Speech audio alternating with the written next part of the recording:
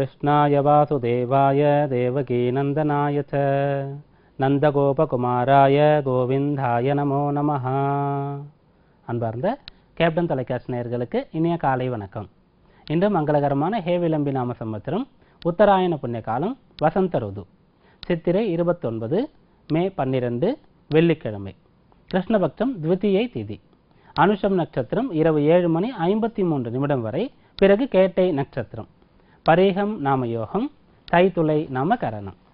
இன்றைய நவகிரக நிலைகள்: மேஷராசியில் சூரியன் புதன், ரிஷபராசியில் அங்காரகன், சிம்மராசியில் ராகு, கன்னிராசியில் குரு, விருச்சிக ராசியில் சனீஸ்வரன் சந்திரன், கும்பராசியில் கேது, மீனராசியில் சுக்கிரன்.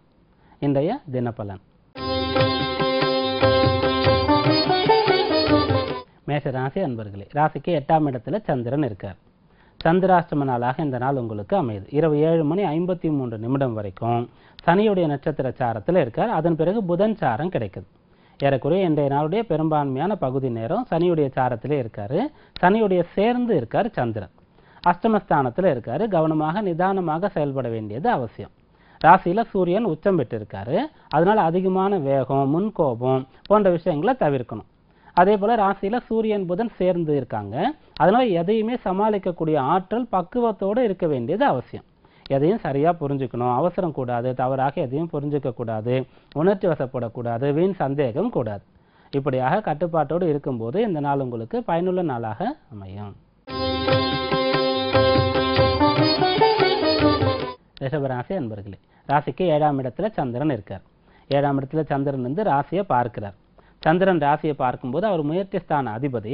நல்ல ஒரு தூண்டுதல் இருக்கும், உற்சாகம் இருக்கும், எதையாவது செய்யணும், சாதிக்கணும் என்ற எண்ணம் இருக்கும். காரியங்கள்ல அதிகமான வேகம் விவேகத்தோடு சேர்ந்து இருக்கும். சகோதர ரீதியான உதவிகள் கிடைக்கும். ராசியில அங்காரகனும் இருக்கிறதுனால. மேலும் 7ல சந்திரன் சனியோடு சேர்ந்து இருக்காரு. சனி உங்களுடைய ராசிக்கு தர்ம கர்மஸ்தான அதிபதி. அவருடைய சாரமே சந்திரனுக்கு கிடைக்குது. அதனால இன்றைக்கு பயனுள்ள காரியங்களை செய்வீங்க. இன்றைய நாளில் திருமண விஷயத்துல மட்டும் கவனமா இருக்க வேண்டியது அவசியம். வரன் பார்க்கக்கூடியவர்கள் சரியான வரனை தேர்ந்தெடுக்கணும். சுய விருப்பத்தை முடிந்த அளவிற்கு திருமண விஷயத்துல தவிர்க்கணும். பெரியவர்கள் பெற்றோரிடத்துல அந்த முடிவை, அந்த விருப்பத்தை, அந்த விஷயத்தை விட்டுடணும். அப்படி செய்யும்போது இந்த நாள் உங்களுக்கு சாதகமான நற்பலன் நடக்கக்கூடிய நாளாக அமையும்.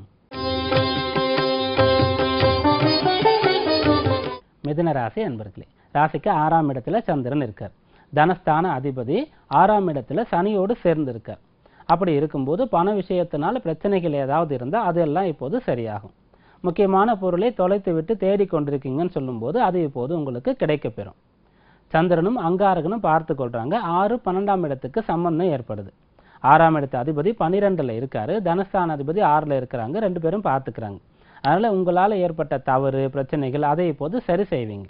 வீண் வழக்குகள், வீண் சண்டைகள் அது எல்லாம் இன்றைக்கு நிவர்த்தி ஆகும்.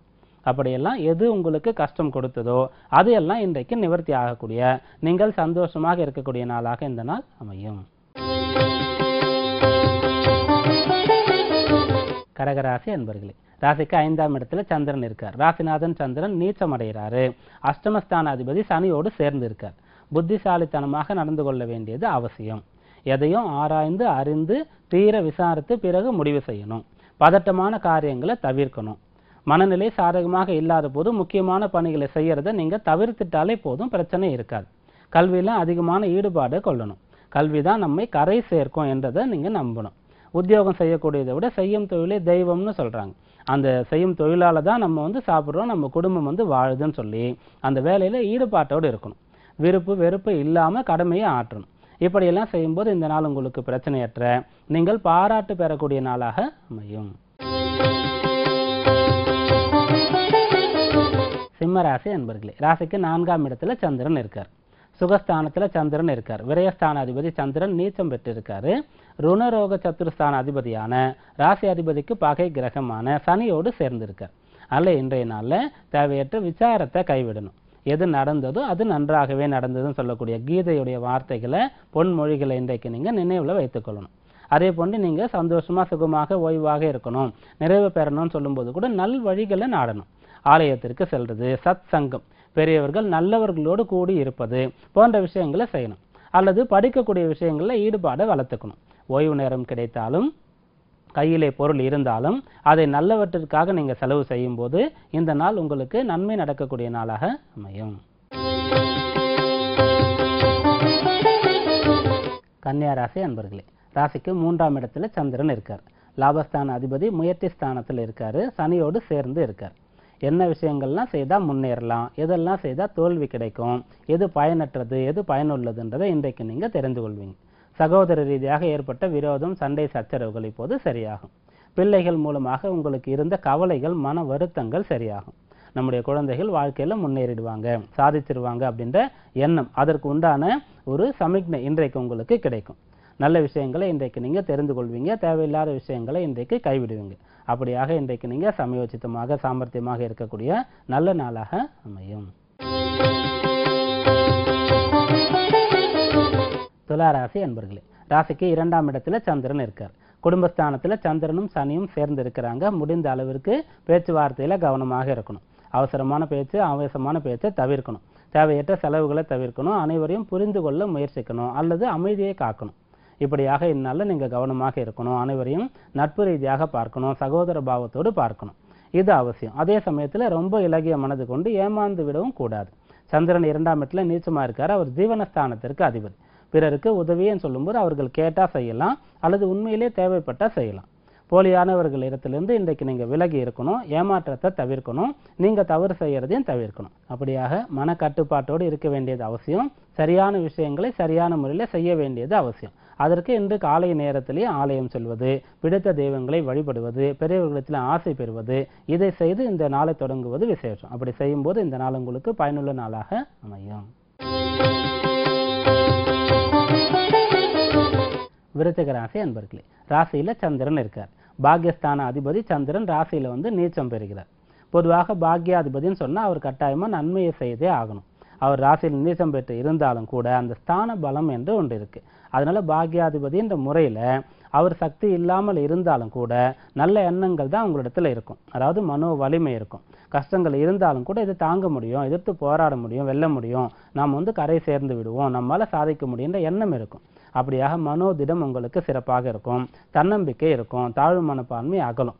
அப்படியாக தாழ்வு மனப்பான்மை விலகக்கூடிய அளவிற்கு சஞ்சலம், தேவையில்லாத வருத்தம், வீண் கவலை, பயம் போன்ற விஷயங்களை நீங்கள் விலக்கும் போது, மனக்கட்டுப்பாடு கொள்ளும் போது இந்த நாள் நீங்கள் சாதிக்கக்கூடிய நாளாக அமையும். தனுர் ராசி அன்பர்களே, ராசிக்கு 12ஆம் இடத்துல சந்திரன் இருக்கார். அஷ்டமஸ்தான அதிபதி இந்த முறையில் 12ல் இருக்கிறது நல்லதுன்னு எடுத்துக்கலாம். பொதுவாக சந்திரன் எந்த ராசிக்குமே கெடக்கூடாது, மறையக்கூடாது, நீச்சமாகக்கூடாது. அப்படி இருக்கும்போதே மனதில் தேவையற்ற எண்ணங்கள், சஞ்சலங்கள் உண்டாகும். மீண்டும் இப்போது சனியோடு சேர்ந்து வர இருக்கார். அதனால் முடிந்த அளவிற்கு பிறருக்கு உதவிகரமாக பரோபகாரியாக இருக்க முயற்சிக்கணும். அல்லது நல்ல விஷயங்களை தெரிந்து கொள்ளக்கூடிய நல்ல இடங்களுக்கு, ஆலயம் சார்ந்த இடங்களுக்கு, நல்ல புத்தகங்கள் படிக்கிறது, ஆலயம் சார்ந்த இடங்களுக்கு சென்று வருவதுன்னு சொல்லி நல்ல விஷயங்களை இப்போது உங்களோட தொடர்பு படுத்திக் கொள்ளணும். அப்படி செய்யும்போது இந்த நாள் மனதில் நேர்மறை எண்ணங்கள் இருக்கும். செய்யக்கூடிய காரியங்கள் ஆக்கப்பூர்வமான காரியங்களாக அமையும். தேவையற்ற கஷ்ட நஷ்டங்கள் தவிர்க்கக்கூடிய பயனுள்ள நாளாக இந்த நாள் அமையும். மகர ராசி அன்பர்களே, ராசிக்கு 11ஆம் இடத்துல சந்திரன் இருக்கார். கலத்திரஸ்தான அதிபதி லாபஸ்தானம் 11ஆம் இடத்துல இருக்காரு. ராசி அதிபதி சனி 2ஆம் இடம் குடும்பஸ்தானத்துக்கு அதிபதியா இருக்காரு. அவரோடு சேர்ந்து இருக்கார். திருமண வாழ்க்கையில பிரச்சனை ஏற்பட்டவங்க, விவாகரத்து ஆனவங்க அல்லது வாழ்க்கை துணையை இழந்தவர்கள், அவர்கள் இப்போது மறுமணத்திற்கு உண்டான முயற்சிகளை செய்யலாம். அதே போன்று கூட்டு தொழில் செய்து அதனால தோல்வி அடைந்தவர்கள் இப்போது நல்ல நண்பர்களை பெற முடியும். நீங்கள் இழந்தவற்றை இப்போது திரும்ப அடைய முடியும். மனதில் இருக்கக்கூடிய ஆர்வங்கள், ஆசைகள் பூர்த்தி ஆகும். இப்படியாக இது ஒரு திருப்பம் ஏற்படுத்தக்கூடிய, அந்த திருப்பம் நல்லதாக இருக்கக்கூடிய நாளாக இந்த நாள் அமையும். கும்பராசி அன்பர்களே, ராசிக்கு 10ஆம் இடத்துல சந்திரன் இருக்காரு. ஜீவனஸ்தானத்துல சந்திரனும் சனியும் சேர்ந்து இருக்காங்க.